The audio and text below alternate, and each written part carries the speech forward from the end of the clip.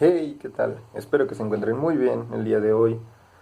Vamos a ver un tema referente a la materia de historia, que es el tema de los movimientos de protesta durante el Porfiriato. Bienvenidos.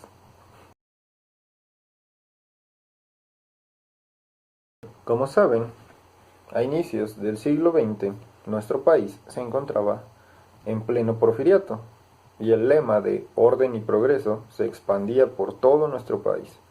Nuevas inversiones extranjeras promovían la industrialización e impulsaban la economía.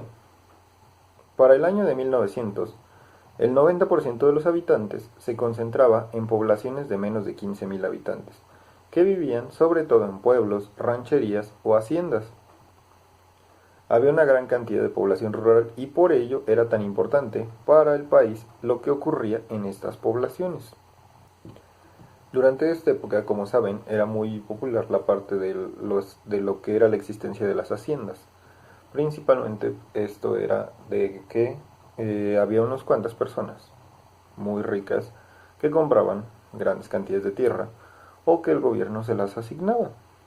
Y entonces, pues lo que pasaba aquí era que ellos explotaban pues todo lo que se pudiera sacar de esos territorios y tenían a mucha gente de las poblaciones trabajando para ellos, como sus peones o trabajadores. En este caso, entonces, pues ellos eran los dueños de todo, más ellos no eran precisamente las personas que trabajaban la tierra, sino los peones. Entonces, a esto se le llamaba latifundio. Así se le llama a la gran extensión de tierra que se utiliza para la agricultura y la ganadería. En todas ellas se cultivan alimentos para el país y desde hace años también para el extranjero.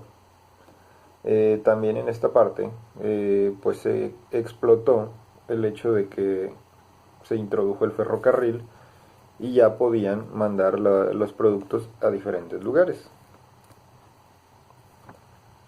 Esos eran terrenos pues enormes que nadie aprovechaba en realidad para nada y entonces para cuando en el año de 1883 se aprobó la ley sobre terrenos baldíos, obviamente no se iba a desperdiciar esa oportunidad y pues había que adquirir todos los terrenos nuevos para trabajarlos. Las condiciones en las que vivían los peones en las haciendas pues eran muy malas. Además, desde la aplicación de la ley Lerdo, que significó un ataque contra la propiedad comunal, hubo múltiples levantamientos de las comunidades campesinas del país para defender sus tierras, ya que por diferentes circunstancias y debido al acomodo de las leyes, muchos de los campesinos acabaron perdiendo sus territorios, y estos pasaron a manos del gobierno, el cual luego los vendió a los hacendados. Hubo en muchos estados levantamientos y rebeliones en contra de las haciendas, que aprovechando las leyes expandían sus propiedades perjudicando a las tierras de las comunidades. Algunos de estos estados donde ocurrieron los hechos fueron San Luis Potosí, Guanajuato, Querétaro, Hidalgo, Veracruz, Puebla, Nayarit, Jalisco, Sonora y Chihuahua. Como pueden ver, era una gran parte del territorio nacional.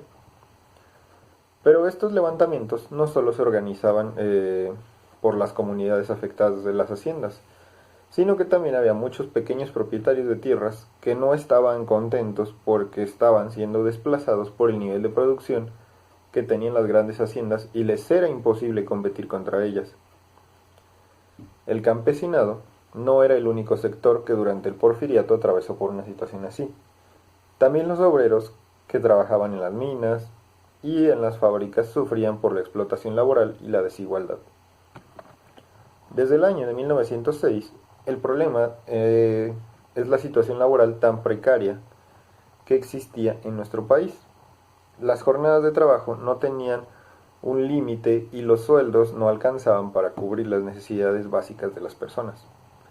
Algunos trabajadores han decidido organizarse para crear sindicatos y así poder defender sus derechos, mientras que en otros casos han decidido parar de trabajar y convocar a las huelgas para protestar contra esta situación. Las situaciones que demandaban los trabajadores mexicanos era el hecho de que eran víctimas de discriminación en las minas, por ejemplo, donde trabajaban casi 6.000 trabajadores mexicanos y 2.000 norteamericanos. Y aunque hacían los mismos trabajos, a los trabajadores norteamericanos la compañía los trataba mejor, además de que ellos obtenían mejores sueldos y en el caso de los mexicanos trabajaban jornadas de hasta 12 horas. Por ejemplo, en esta época el peso pues obviamente alcanzaba para mucho más. La moneda no estaba tan devaluada y la inflación no estaba tan alta. Por lo tanto, en esa época a un trabajador mexicano en la mina por un día de trabajo se le pagaban 3 pesos el día, pero a los trabajadores estadounidenses se les pagaban 7 pesos y trabajaban menos horas. Es por eso que se convocaba a las huelgas, que era el hecho de parar de trabajar por completo, porque buscaban un trabajo digno y justo. Entonces, en esa época, pues los trabajadores dentro de las rebeliones, pues exigían un aumento de salario, que fuera al menos de 5 pesos, y una jornada laboral de máximo 8 horas, que se contratara más trabajadores mexicanos que extranjeros, y que se reconocieran una igualdad entre todos los trabajadores, que todos tenían las mismas aptitudes y los mismos derechos. Otra situación muy conocida durante el Porfiriato, dentro de las rebeliones, fue también una situación ocurrida en Cananea, donde dos capataces estadounidenses abrieron fuego contra los manifestantes mexicanos. Los trabajadores tomaron las armas para defenderse del ataque, pero el gobernador de Sonora permitió la entrada de 200 Rangers estadounidenses al territorio mexicano para que controlaran la situación. Las negociaciones habían comenzado, pero los dueños de la compañía no querían ceder. El gobierno declaró la ley marcial para que las Fuerzas Armadas manejaran la situación. Muchos obreros fueron encarcelados por su participación como líderes de la huelga, y la represión de las Fuerzas Armadas cumplió su objetivo. La huelga terminó y los obreros tuvieron que volver a trabajar como antes. Era bastante triste el hecho de que a pesar de que las condiciones tan lamentables en las que trabajaban y a pesar de que hubo muchos muertos en los altercados, el gobierno simplemente no decidiera apoyar a los trabajadores y más bien protegió a la empresa extranjera.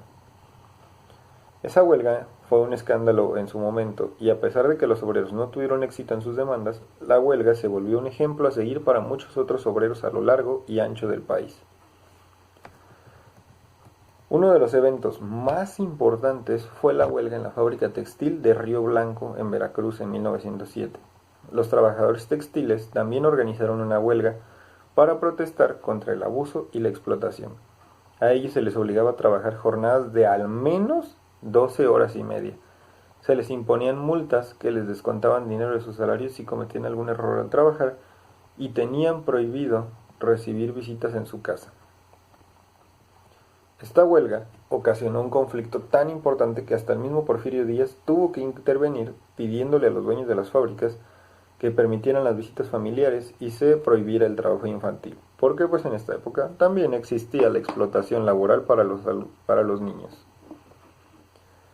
Eso ocasionó que después fueran los patrones los que se fueran a paro, cerraron sus fábricas y despidieron a miles de trabajadores. Simplemente a los dueños de las fábricas no se les podía decir nada, no se les podía tocar, no se podía hacer absolutamente nada. Y si ellos sentían que se les quitaban sus privilegios, sus beneficios, ¿saben qué?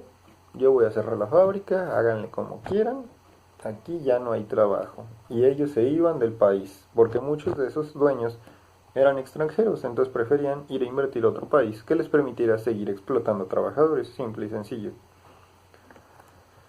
Con el apoyo de las Fuerzas Armadas, el gobierno ordenó que se reanudaran las actividades en todas las fábricas, prometiéndole a los obreros que se harían algunas de las reformas que ellos pedían.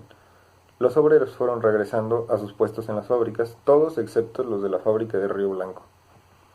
La protesta fue reprimida con violencia y los trabajadores tuvieron que volver a iniciar sus actividades a punta de pistola.